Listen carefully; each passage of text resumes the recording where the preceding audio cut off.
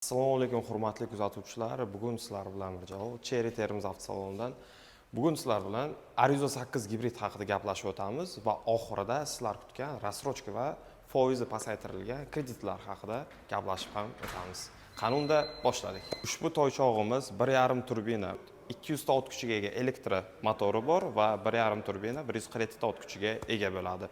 Mashinamizda ko'rib turganingiz LED faralari bilan jihozlangan bo'ladi mashinamiz. Xuddi shu ko'rinishda. Oldidan 4 ta parktronik va orqadan esa 4 ta parktronik bilan jami 8 ta parktronik bilan jihozlangan bo'ladi. Mashinamizda rasxodlarga keladigan bo'lsak, anchagina tejamkor, 3.9 litr.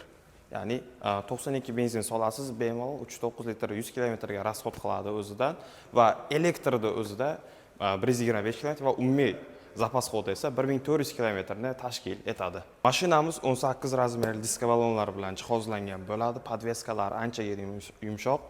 Независимый многорычажный podveska bilan jihozlangan bo'ladi.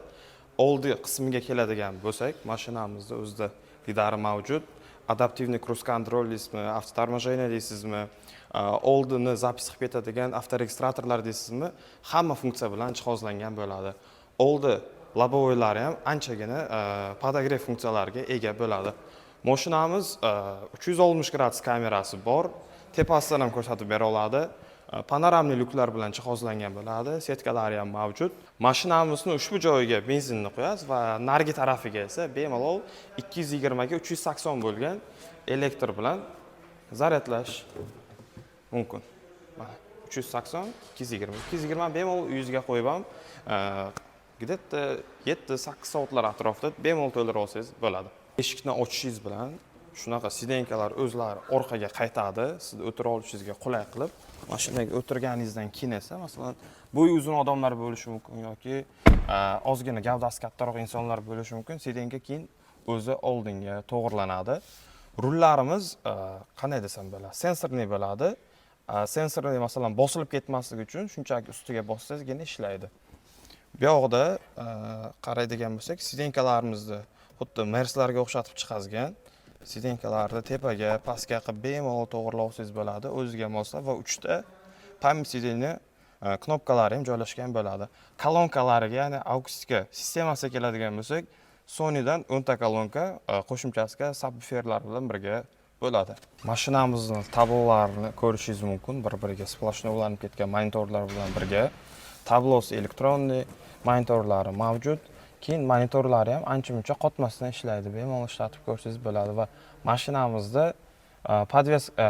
podsetkasi bor. Shunday bossak, o'zida masalan yoqib qo'ysak bo'ladi. Bemalol oldiga ham, orqaga ham xohlagan ranglaring, masalan 2-3 xil ranglarni birga aralashtirib ham yoqib qo'ysa bo'ladi. Agar bunaqa ranglar kerak bo'lmasa, o'zlaringni kayfiyatlaringizga moslab ham yoqib qo'ysangizlar bo'laveradi bemalol.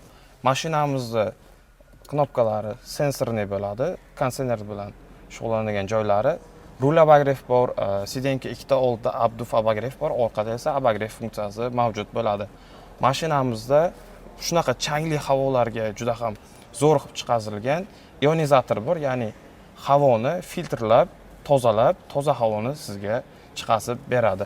Keyin bu yoqda esa aromatizator bor. Bu yoqda svejiy, relaks, подрящий 3 xil aromatizatori bor. Xohlaganingizni qo'yib, mashinani освежить qilib tursangiz bo'ladi. Ya'ni mashinaga o'tirganingizda juda ham bir yoqimli hid chiqadi.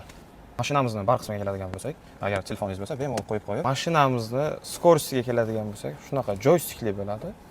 Bu yoqda D ga, R ga, neytralkaga qo'ysangiz bo'ladi va parking uchun shunchaki bosib qo'ysangiz yetarli.